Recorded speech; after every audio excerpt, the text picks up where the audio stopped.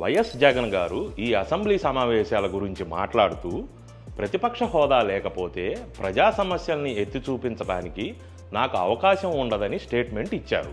సాధారణ ఎమ్మెల్యేకి ఇచ్చే టైము ఆయనకి ఇస్తే అది సరిపోదని, అందుకే అసెంబ్లీ సమావేశాలకు వెళ్ళట్లేదని చెప్పటమే కాకుండా ఆ పార్టీ ఎమ్మెల్యేలందరూ వెళ్ళకూడదని నిర్ణయించుకొని బడ్జెట్ సమావేశాల్ని మూకొమ్మడిగా బాయ్కాట్ చేశారు. ఆయన ఇలా ఎందుకు చేస్తున్నారనే దానికి అనేక మంది అనేక రకాల విశ్లేషణలు చేసినా, అంటే అసెంబ్లీలో టీడీపీ ర్యాగింగ్కి తట్టుకోలేకని, స్పీకర్ మీద కోపం అని, ఇప్పుడేమో రఘురామకృష్ణరాజు వల్ల అని, ఇంకొంతమందేమో పూలమ్మిన చోట కట్టెలు అమ్ముకోలేకని, ఇలా రకరకాల విశ్లేషణలు చేసినా అవన్నీ వాళ్ళ అభిప్రాయాలే తప్ప వ్యవస్థాగతంగా పరిగణలోకి తీసుకోలేనివి.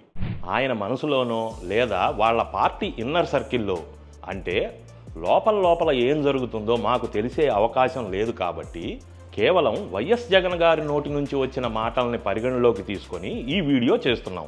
అలాగే అసెంబ్లీ సమావేశాలు చూడటం, వాటి మీద మా అభిప్రాయాలు చెప్పటం ప్రజాస్వామ్యంలోని ఒక వ్యక్తిగా మాకొచ్చిన హక్కే కాకుండా కుతూహలం ఉన్నోడిగా ప్రతి దాని వెనుక కారణాలు కూడా వెతికే ఉత్సాహం మాకుంది. ఒక్కసారి ఆయన కామెంట్స్ చూద్దాం. అధికార పక్షానికి సంబంధించిన ముఖ్యమంత్రికి ఏ లెవెల్లో సమయం ఇస్తారో మైక్ ఇవ్వడానికి, నెక్స్ట్ సమయం ఇవ్వాల్సింది ప్రతిపక్ష నాయకుడికే. అప్పుడే ఇవన్నీ వినిపించగలుగుతాం. ఇప్పుడు నేను 1:40 సేపు నేను మాట్లాడగలిగాను. ఈ 1:40 సేపు నాకు ఇవ్వకుండా 10 నిమిషాల్లోనే నీ స్పీచ్ నువ్వు ముగించాలి, 175 మందిలో నువ్వు కూడా ఒకడివే, నీకు 174 మందికి సమయం ఇచ్చేది ఏ మాదిరిగా ఇస్తున్నానో నీకు కూడా అంతే సమయం ఇస్తాను అని నీకు కూడా చెప్పి 10 నిమిషాలు నువ్వు ముగించాలని అంటే నువ్వేం చెప్పగలుగుతావు? ఏ రకంగా ఈ సమస్యలన్నీ నువ్వు చూపించగలుగుతావు? ఏ రకంగా నువ్వు ప్రభుత్వాన్ని నిలదీయగలుగుతావు? ఏమీ చేయలేము. ఇప్పుడు అసెంబ్లీకి నువ్వు పోవడం వల్ల లాభం ఏంది? ఈ కారణంగా అసెంబ్లీ సమావేశాలు బాయ్కాట్ చేయటం ప్రజాస్వామ్యానికి చాలా ప్రమాదం. ఈ చర్య మూలంగా వైసీపీ పార్టీ నుండి ఈయనతో పాటు గెలిచిన మిగిలిన ఎమ్మెల్యేలు తమ నియోజకవర్గాల సమస్యల్ని అసెంబ్లీలో ప్రస్తావించే అవకాశం లేకుండా పోయింది. అలాగే ఈయన పార్టీ నాయకుడు కాబట్టి మిగతా ఎమ్మెల్యేలకు వెళ్లే ఉద్దేశం ఉన్నా ఈయన మాటకి ఎదురు చెప్పలేక వాళ్ళు కూడా నోర్లు మూసుకోవాల్సిన పరిస్థితి. ఈ సంఘటనని మాదైన శైలిలో పాయింట్ల వారీగా విశ్లేషించాం. పాయింట్ నెంబర్ 1, ముఖ్యమంత్రితో సహా మంత్రులు, స్పీకర్సు, ఇంకొకరు ఎవరైనా వాళ్ళ హోదాతో సంబంధం లేకుండా ముందుగా ఎమ్మెల్యేలు అలా గెలిస్తేనే అసెంబ్లీలోకి వెళ్ళగలిగే అర్హత వచ్చేది. అంటే వీళ్ళని ఒక నియోజకవర్గ ప్రజలు ఎన్నుకోవాలి. అలా ఎన్నుకున్న ప్రజలకి వీళ్లకు అదనంగా వచ్చే ఏ హోదాతోనూ సంబంధం లేకుండా ఆ ఎన్నుకున్న ప్రజల సమస్యల్ని తీర్చాలి.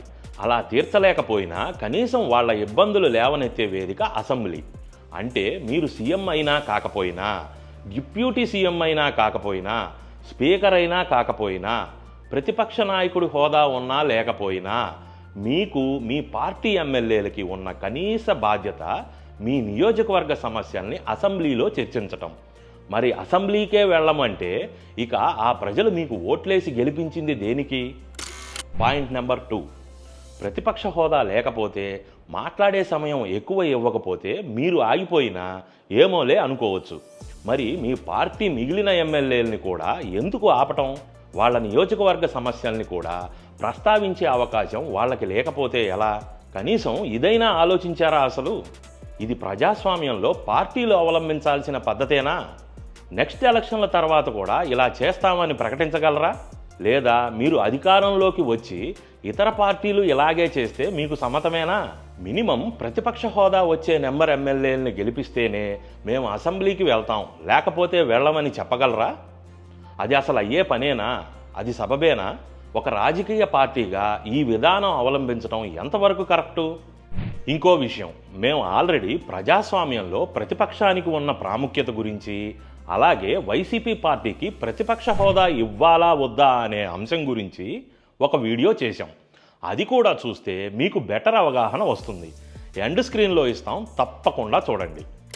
పాయింట్ నెంబర్ 3, సపోజ్ మీరు చెప్పే విధానం కరెక్ట్ అనుకుంటే ఏదైనా నియోజకవర్గంలో ఒక మంచి వ్యక్తి ఇండిపెండెంట్గానో లేదా ఒక పార్టీ పెట్టి తానొక్కడే పోటీ చేస్తేనో అతన్ని గెలిపించి ఉపయోగం ఏముంది అని తర్వాత తరాలు భావించరా? అంటే చాలామంది ఇండిపెండెంట్గా పోటీ చేసే అవకాశం లేదా చిన్న పార్టీలకి అవకాశం లేకుండా చేయటం కదా ఇది ప్రజలకి తప్పుడు సంకేతాలు పంపించడం కదా. ఒకప్పుడు మీరు కూడా తక్కువ మందే కదా పోటీ చేసింది. స్వతంత్ర భారతదేశంలో జరిగిన మొట్టమొదటి ఎన్నికల్లో అత్యధిక ఇండిపెండెంట్లని లోక్సభకు పంపిన రాష్ట్రం మనది. ఈ విషయం మీకు తెలుసా? మీ ఈ విధానాల కారణంగా ఎలక్షన్ కమిషను మీ మీద, మీ పార్టీ మీద చర్యలు తీసుకుంటే తప్పేముంది? భవిష్యత్తులో ఒక పార్టీ ఇలా ఆలోచిస్తుంది, పరిస్థితులు ఇంతలా దిగజారతాయని తెలియక ఎలాంటి నిబంధనలు పెట్టలేదేమో అప్పటి రాజ్యాంగ రూపకర్తలు. ఎంతగా దిగజారుతున్నాం మనం. పాయింట్ నెంబర్ 4, ఉమ్మడి ఆంధ్రప్రదేశ్లో లోక్సత్తా పార్టీ నుండి జయప్రకాష్ నారాయణ ఒక్కడే గెలిచాడు. ఆయన అసెంబ్లీలో మాట్లాడుతుంటే మిగతా పార్టీ మెంబర్స్ కూడా చక్కగా వినేవాళ్ళు. టైం అయిపోయిందని మైక్ కట్ చేసిన సందర్భాలు నేను చూడలేదు. అలా కదా చెయ్యాల్సింది. ఒక విషయం పైన సమగ్రంగా మాట్లాడి అందరి మెప్పు పొందాలి కదా. ఒక్కరే ఉన్న గతంలో చాలామంది ఇలాంటి మెప్పును పొందారు. మనలో విషయం లేకపోతేనే ఇలాంటి కప్పదాటు ధోరణి అవలంబిస్తారని ప్రజలు భావిస్తే మీకే నష్టం. పరిస్థితులు ఇంతగా దిగజారటానికి మీ పార్టీ, మీరు కూడా ఒక కారణం కదా. మిగిలిన పార్టీలు శుద్ధపూసలని చెప్పటం మా ఉద్దేశం కాదు. ఈ దిగజారిపోయిన పరిస్థితులకి మీకు కూడా వాటా ఉంది. ముందు దాన్ని ఎలా సరిచేయాలని ఆలోచించండి. అసెంబ్లీ సమావేశాలు జరపటం శుద్ధ దండగనే స్థాయికి ప్రజలు వచ్చేశారు. మీరు ఇలాంటి మాటలు మాట్లాడి ఇంకా దానికి ఆజ్యం పోస్తున్నారు. Point number 5, Twitter, YouTube, media ద్వారా మీ అభిప్రాయాలు ఎంత గట్టిగా చెప్పినా అవి అసెంబ్లీ రికార్డుల్లోకి చేరవు. చరిత్రలో మీ అభిప్రాయాలకి ఒక అథారిటీ ఉండదు. ఈ మీడియాలో మీ అభిప్రాయాలు ఎల్లకాలం ఉండే అవకాశం లేదు. ఎవరికి ఇష్టం లేకపోయినా వాటిని తీసే అవకాశము ఉంటుంది.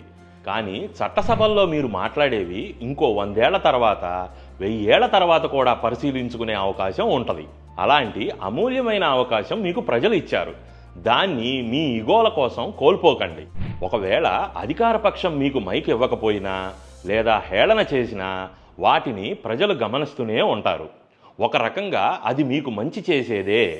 అయినా దాన్ని మీరు కోల్పోవటం మీ రాజకీయాలకు ఎలా మంచి చేస్తుందో అర్థం కావట్లేదు. చివరిగా, ప్రజల చేత, ప్రజల కొరకు ప్రజలే ఎన్నుకున్న నాయకులకి కొన్ని లక్షణాలు ఉండాలి. అవి మీలో ఉన్నాయా అని ఒకసారి చెక్ చేసుకోండి. ఎన్ని అవరోధాలు, ఎన్ని అడ్డంకులు ఎదురైనా ప్రజలకు నేను మంచి చేస్తాను అనే కదా మీరు ఎన్నికల్లో పోటీ చేసింది. మరి ఆ నాయకత్వానికి న్యాయం జరుగుతుందా? ఒకసారి మనస్సాక్షిని అడగండి. గెలుపు ఓటముల్ని సమానంగా తీసుకునే మెచ్యూరిటీ మీకు లేదని ప్రజలు భావించకముందే కాస్త ఆలోచించండి. ఇది ప్రజాస్వామ్య స్ఫూర్తికి, నిబంధనలకు, విలువలకు మీరు వేస్తున్న పాత్ర అని గమనించుకోండి. మీకు ప్రజలు ఇచ్చిన పాత్రని సరిగ్గా నిర్వహించలేనప్పుడు అది ప్రతిపక్షం లేదా అధికార పక్షం లేదా ఒక ఎమ్మెల్యే అయినా సరే దాన్ని సమర్థవంతంగా నిర్వహించాలి. అలా చేయకపోతే ప్రజలు మీది అసమర్థత అనుకుంటారు తప్ప గొప్ప నాయకత్వం అని భావించరు. కనీసం ఇప్పటి మీ పరిస్థితి ఇంకెవ్వరికీ రాకూడదనుకుంటే ఇప్పటికైనా కాస్త మారండి. మనం ఏర్పరచుకున్న సిస్టమ్కి రెస్పెక్ట్ ఇవ్వండి. ప్రజాప్రతినిధులే వ్యవస్థలకు గౌరవం ఇవ్వకపోతే ప్రజలు ఆ సిస్టంలో ఎలా ఉంటారో ఆలోచించండి. ఒక చిన్న సంఘటనతో ఈ వీడియో ముగిస్తాను. ఒకసారి బాబాసాహెబ్ అంబేద్కర్ని కొంతమంది కాలేజీ పిల్లలు అడిగారంట, ప్రజాస్వామ్యంలో అన్నిటికంటే అతి ముఖ్యమైనవి ఒక 2 చెప్పమంటే ఏం చెప్తారని. దానికి ఆయన ఇచ్చిన సమాధానం, 1 స్వేచ్ఛాయుత ఎన్నికలు, 2 క్రియాశీలకంగా ఉండే అపోజిషన్ అని. ఈ 2 లేకపోతే ఎంత గొప్ప ప్రజాస్వామ్యమైనా మెల్లిగా నియంతృత్వంలోకి జారిపోతుంది. కాబట్టి వీటిని మాత్రం ఎప్పటికీ వదిలిపెట్టకూడదని. మరి అంత ముఖ్యమైన దానికి న్యాయం చేయాల్సిన బాధ్యత మీ మీద ఉందా లేదా? దానికి మీ సమాధానం ఏమిటి? మరో వీడియోతో మళ్ళీ కలుద్దాం.